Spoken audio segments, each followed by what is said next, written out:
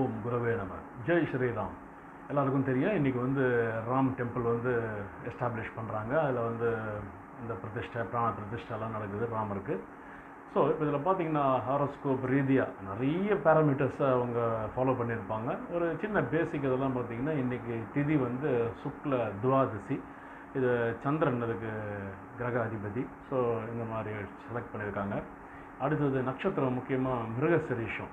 மிருகசிரீஷன்றது செவ்வாயோட இது. இந்த மாதிரி ஐடல்லாம் பிரதிஷ்டை பண்ணக்கூடியது, நல்ல ஒரு உகந்த நட்சத்திரமாகவும் இந்த மாதிரிலாம் பண்ணியிருக்காங்க. அப்புறம் காலா லார்டு வந்து ஜூபிட்டர் குரு இருக்குது.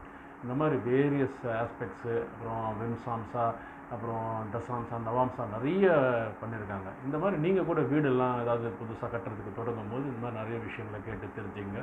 முக்கியமாக A4 ஆறுத பதம் ஆஃப் த 4th ஹவுஸில் வந்து கேது இல்லாமல் பார்த்துக்குங்க. அந்த சமயத்தில் ஏதாவது சின்ன மிஸ்டேக்ஸ் டெசிஷன்ஸ் எடுக்காமல் இருக்கிறதுக்காக அதில்